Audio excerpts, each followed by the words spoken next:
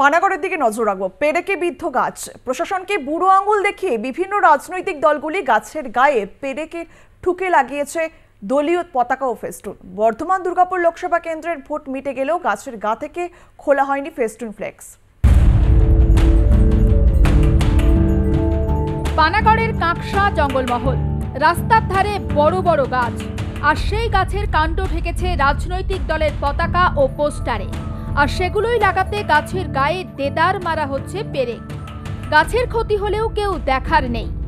লোকসভা নির্বাচনে রাজনৈতিক দলে প্রচারে পেরেকে বিদ্ধ হয়েছে গাছ। পশ্চিম বর্ধমানের কাঁকসায় সর্বত্রই এমনই ছবি।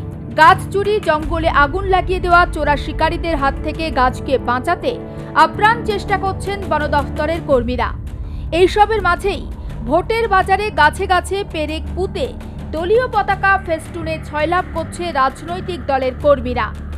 সামাজিক অনুষ্ঠানে গেলে এই নেতাদের মুখেই শোনা যায় একটি গাছ একটি প্রাণ, অথবা গাছ লাগান প্রাণ বাঁচান, এমনই স্লোগানে মুখরিত হয় তাদের বক্তব্য।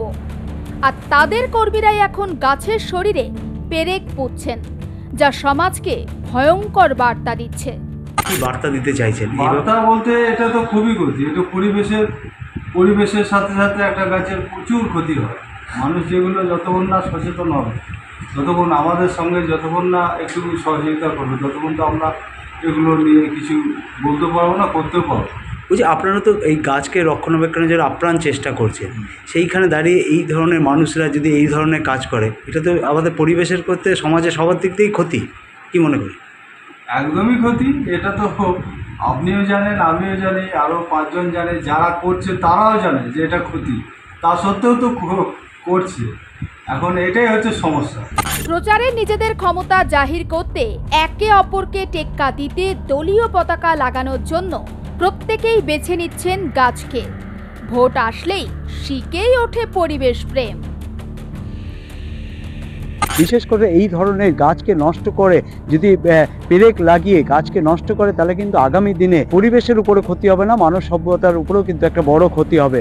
অতএব এই দিকে কিন্তু সবাইকে সজাগ হতে হবে। যদিও বন দপ্তরের আধিকারিক বলেছেন সেই পেরেক হয়তো সরিয়ে দেওয়া যাবে, কিন্তু এইভাবে মানুষ যেভাবে গাছকে নষ্ট করছে, সেই নষ্টটা, পেরেক মারাটা কবে বন্ধ হবে, সেটাই এখন বড় বিষয়। পানাগড় থেকে সুভাষ দাস, আর প্লাস নিউজ।